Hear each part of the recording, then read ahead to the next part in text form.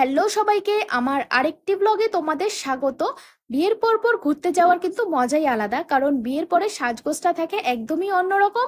আর আমি যেহেতু সাজুগুজু করতে বেশিই পছন্দ করি, তো আমি একটু সুন্দর রেড ড্রেস পরে রেডি হয়ে নিয়েছি। আর এই দেখো, আমার সাথে ওরাও রেডি হয়ে গেছে। তো আমরা বাড়ি থেকে যখন বেরিয়েছিলাম তখন কিন্তু প্রচন্ড রোদ ছিল, আর যেতে যেতেই দেখো আকাশটা কেমন মেঘলা হয়ে গেছে।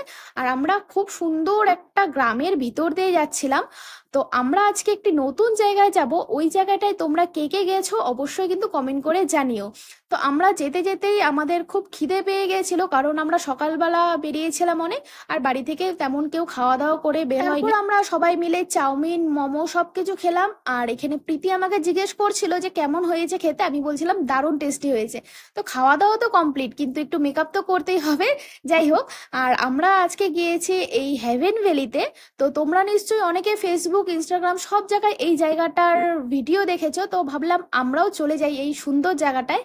কিন্তু যতটা সুন্দর জায়গাটা দেখতে, ততটাই কষ্ট এর উপরে যাওয়াটা। অনেক জঙ্গলের ভিতর দিয়ে অনেকটা সিঁড়ি পার করে উপরে যেতে হয়, আর উপরের ওয়েদারটা তো জাস্ট দারুণ। ওখানে আমরা অনেক ফটো তুললাম, রিলস করলাম। এবার বাড়ি যাওয়ার পালা। তো সবার একটু জল তেষ্টা পেয়েছিল দেখে জল খেয়ে নিল।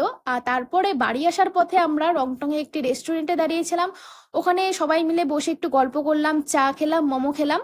খাওয়া দাওয়া তো কমপ্লিট, এবার বাড়ি যাওয়ার পালা। তো বাড়ি যাওয়ার পথে কিন্তু প্রচন্ড বৃষ্টি নেমেছিল। তো এই বৃষ্টিতে ভাবলাম আমি আর প্রীতি একটু রিলস করিনি, কিন্তু এতটাই গাড়ি যাচ্ছিল যে ওখানে দাঁড়ানো সুবিধার মনে হচ্ছিল না। তো আজকে আমার ভিডিওটা এইটুকুই। তোমাদের কেমন লাগলো অবশ্যই কিন্তু কমেন্ট করে জানিও।